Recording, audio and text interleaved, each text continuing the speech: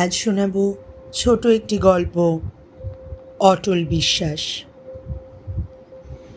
এক ক্লান্তিকর দিনে এক মৎস্যজীবী ও তার সঙ্গী নদীর ধারে দীর্ঘ সময় ধরে অপেক্ষা করছিলেন, কিন্তু একটি মাছও জালে ধরা পড়ছিল না।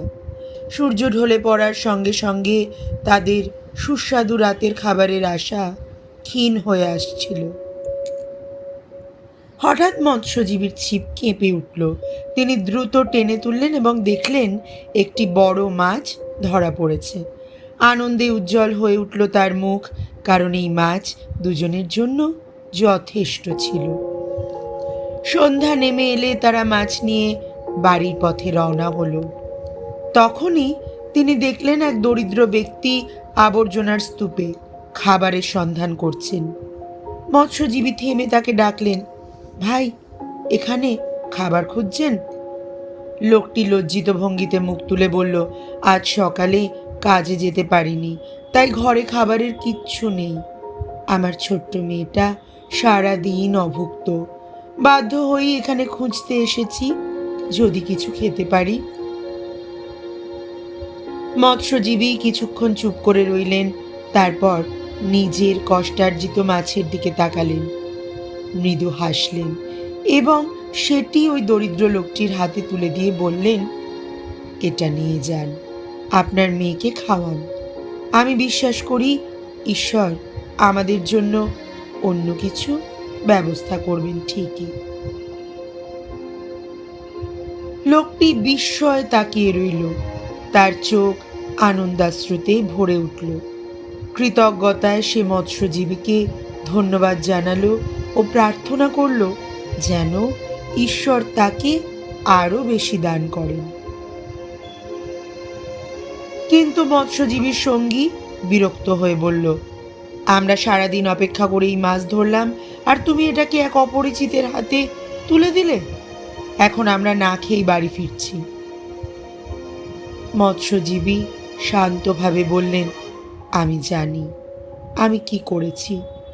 কারো সাহায্য করতে হলে তাকে চিনতে হয় না। নিঃস্বার্থভাবে ভালো কাজ করাই প্রকৃত মানবতা। আর আমি দৃঢ় বিশ্বাস করি ঈশ্বর আমাদের কখনো নিরাশ করবেন না, কারণ আমরা একজন ক্ষুধার্ত মানুষকে কষ্ট পেতে দিইনি। তার সঙ্গী বিদ্রূপ করে বলল, তোমার এই বিশ্বাস যদি আমাদের পেট ভরাতে পারে তাহলে দেখব। তারা যখন বাড়িতে পৌঁছল, কিছুক্ষণ পর দরজায় কড়া নাড়ার শব্দ হলো। মৎস্যজীবী দরজা খুলে অবাক হয়ে গেলেন। দরজার ওপারে দাঁড়িয়ে সেই দরিদ্র ব্যক্তি, কিন্তু এবার সম্পূর্ণ ভিন্ন রূপে। সুন্দর পোশাক পরা, হাতে সুস্বাদু খাবার ও কিছু অর্থ নিয়ে।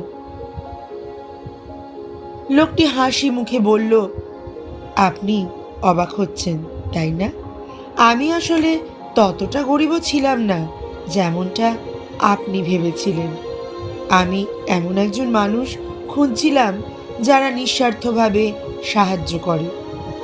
আপনার মধ্যে আমি প্রকৃত দয়া ও উদারতা দেখেছি, তাই এটাই আপনার প্রতিদান। আর কাল থেকে আপনি আমার সঙ্গে কাজ শুরু করবেন, কারণ আপনি সত্যি ভালো কিছু পাওয়ার যোগ্য। মৎস্যজীবীর সঙ্গী অবাক হয়ে তাকিয়ে রইল, তারপর বিস্ময়ে বলল, তুমি ঠিকই বলেছিলে, আমরা শুধু না খেয়েই থাকছি না, বরং একটা কাজও পেয়ে গেছি। কিন্তু তুমি এত নিশ্চিত ছিলে কিভাবে যে ঈশ্বর তোমাকে নিরাশ করবেন না? মৎস্যজীবী হাসলেন আর বললেন, আমি অদৃশ্য ভবিষ্যৎ জানি না, তবে আমি জানি ঈশ্বরের ওপর ভরসা করলে তিনি কখনো নিরাশ করেন না। যখন তুমি বিনিময়ের আশায় নয়, বরং মন থেকে অন্যকে সাহায্য করো, তখন ঈশ্বর তোমার জন্য এমন দরজা খুলে দেন যা তুমি কল্পনাও করতে পারবে না। তার সঙ্গী মাথা নত করল এবং বলল, আজ আমি এক মহান শিক্ষা পেলাম। এখন থেকে আর কখনো কারো সাহায্য করতে দ্বিধা করব না। ঈশ্বরের অশেষ কৃপা, তিনি আমাকে এই উপলব্ধির পথে চালিত করেছেন। গল্প থেকে আমরা কি শিক্ষা পেলাম তাহলে? এটাই শিক্ষা পেলাম, ঈশ্বরের ওপর ভরসা করা জীবনের প্রকৃত মুক্তির পথ। যখনই তুমি একজন অভাবীকে সাহায্য করবে, তুমি দেখবে ঈশ্বর তোমার জন্য তার চেয়েও অনেক বড় কিছু প্রস্তুত রেখেছেন। তাই তার উপর আস্থা রাখো, তিনি কখনোই তার বিশ্বাসীদের হতাশ করেন না। কেমন লাগলো বন্ধু গল্পটা? জানিও। আর এরকমই ছোট ছোট সুন্দর গল্প শোনার জন্য আমার পাশে থেকো, আমার চ্যানেলটিকে সাবস্ক্রাইব করো। যদি ভালো লাগে অবশ্যই তবে। ভালো থেকো সবাই, সুস্থ থেকো। আবার পরবর্তী কোনো একটি পর্বে দেখা হবে তোমাদের সাথে।